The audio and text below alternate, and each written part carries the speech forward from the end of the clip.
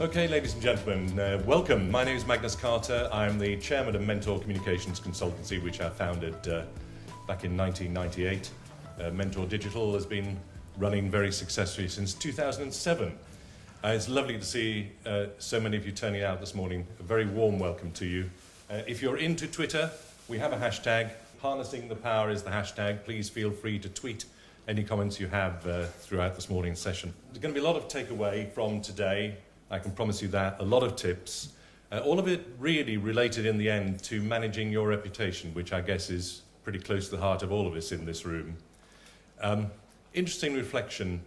I saw some figures just last week. Large corporates like Shell, like Unilever, like Diageo, reckon that about 55% of their market value, their market cap, in fact, comes from reputation. So corporate reputation, brand reputation, incredibly important in the commercial world. I was reflecting when I was thinking about today how much more important it is to organizations like ours, so public sector, public service, charity sector. We really rely on our reputation very, very strongly. It's fundamental to what we do.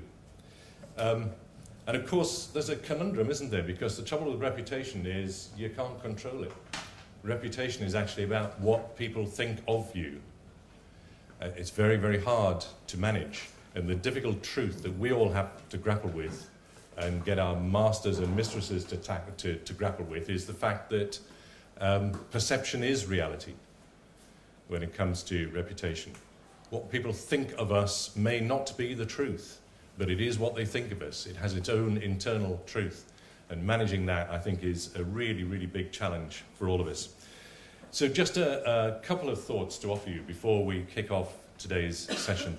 The first really is about social media, which is something that preoccupies many of us and something that mystifies a lot of the people we work with. It's something that makes them very fearful. And I think one of the things for me that's really crucial about social media to remember is that it offers us a feedback loop. It's incredibly valuable.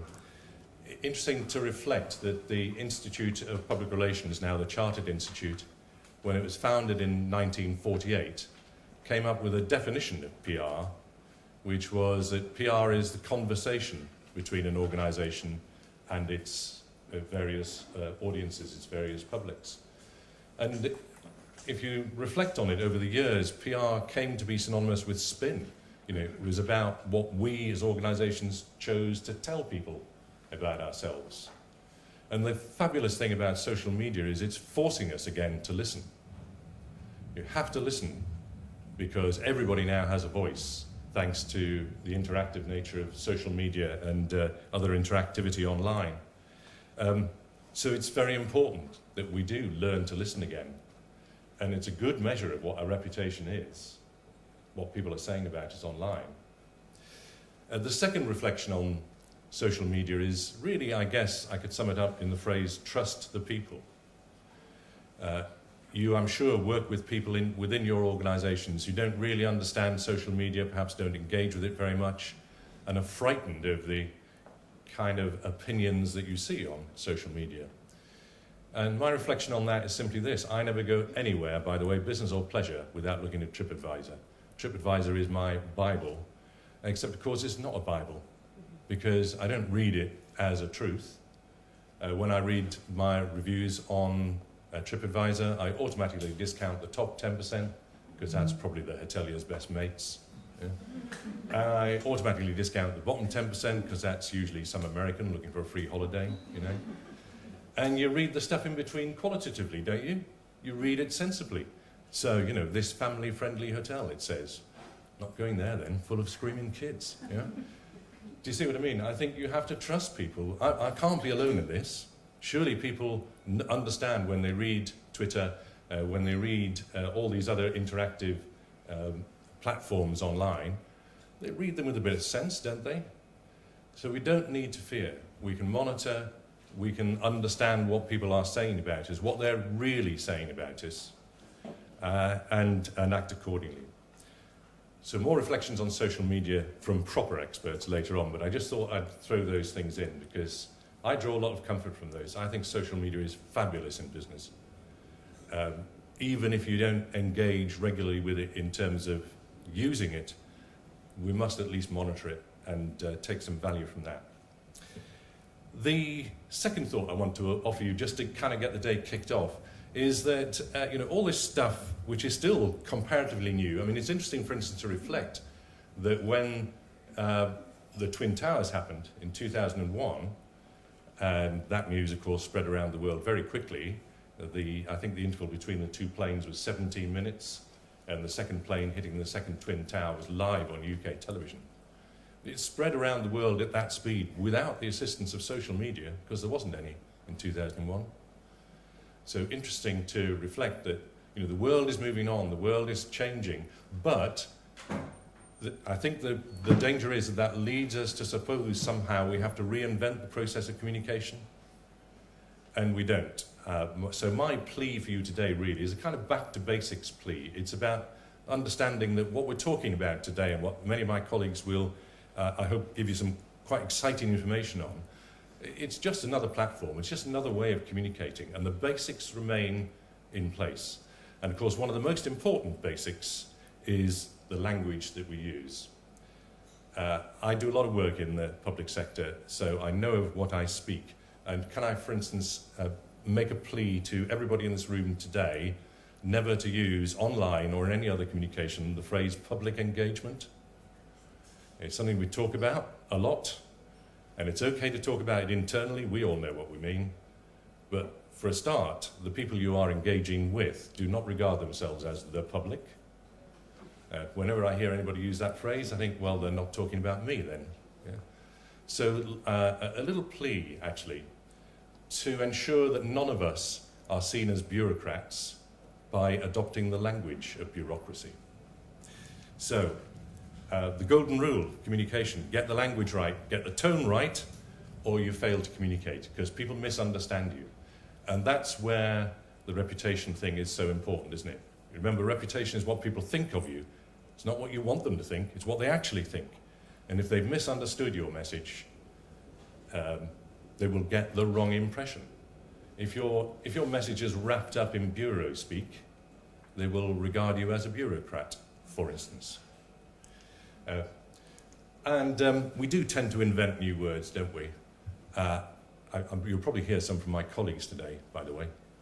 But we don't need any more words. There are 645,000 of them in the Oxford English Dictionary. We really don't need new words.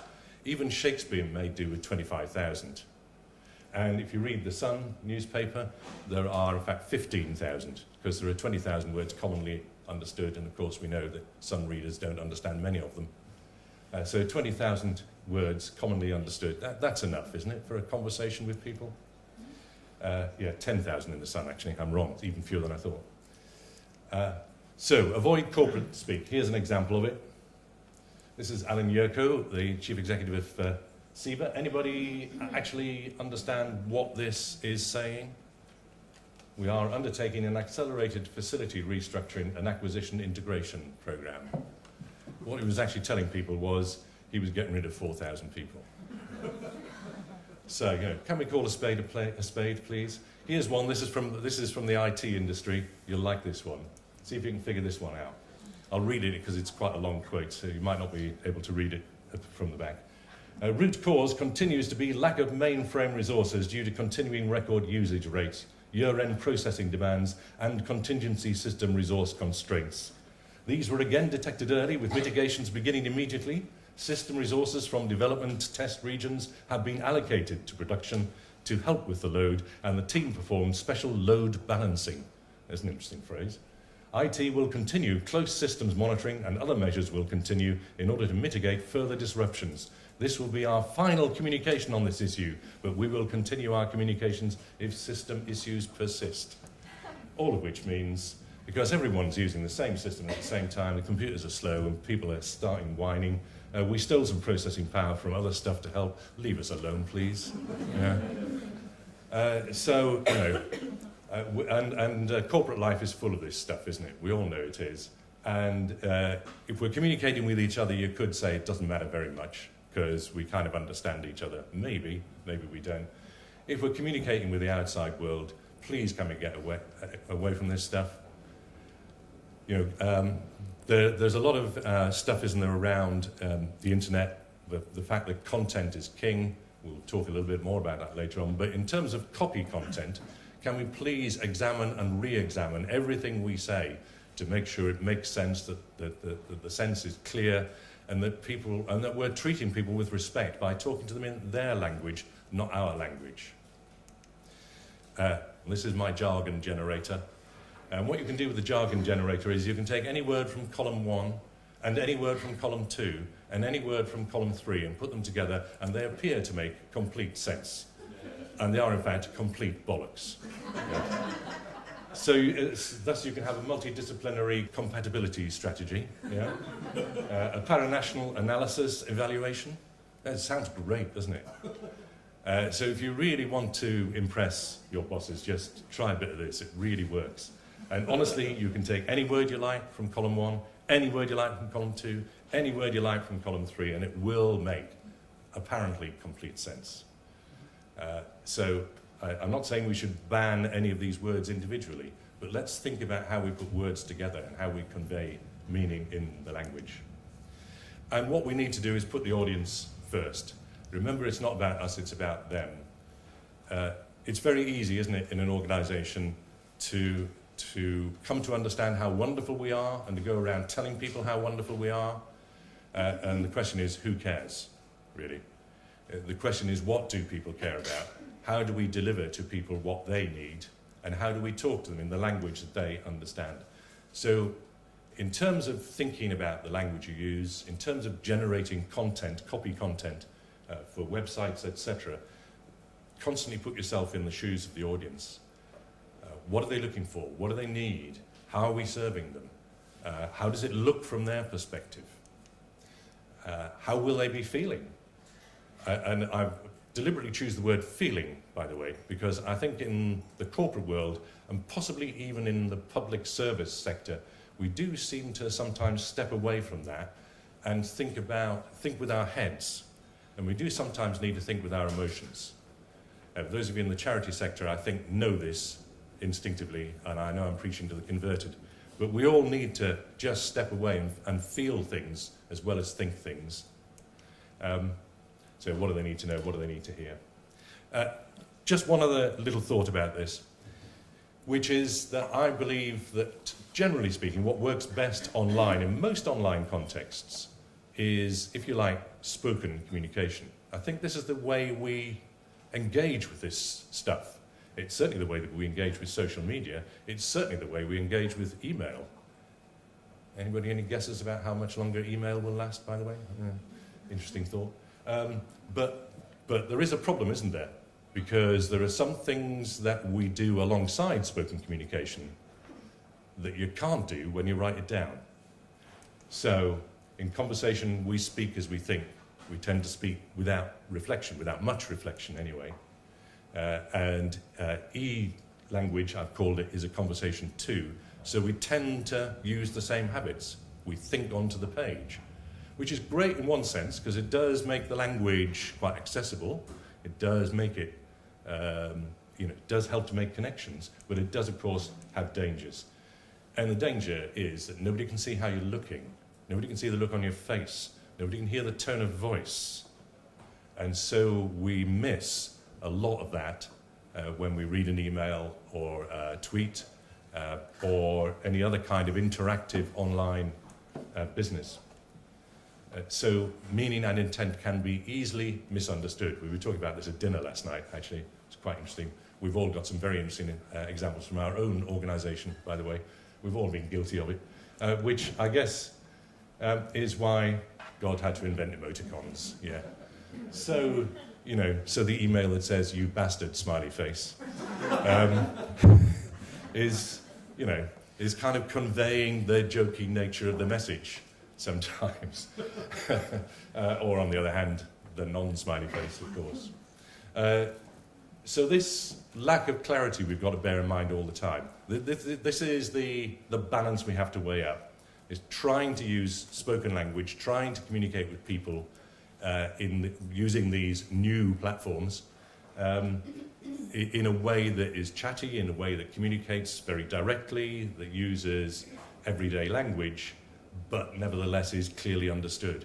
That's the challenge we all face as professional communicators. So, to be engaging, to be human, to be chatty without losing the meaning.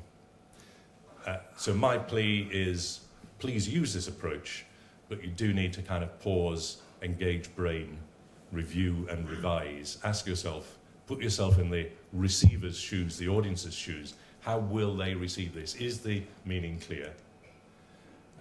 But at the same time, trying to avoid becoming formal, pompous or corporate in the way that we've described. So just a final thought from me before I pass on to the real business of the day. It's the old communications thing. Sorry, you've heard all of this before, but it is so important to keep reminding ourselves that you need to keep it simple, stupid. Because if you don't, you will fail to communicate. While we're talking about lots of exciting new ways of communicating, those are just platforms in the end. Communication remains what it's always been, which is human beings getting together and exchanging ideas and understanding each other. And as professional communicators, we really have to take it back to basics all the time and embrace these new platforms and new ways of reaching people and engaging with people.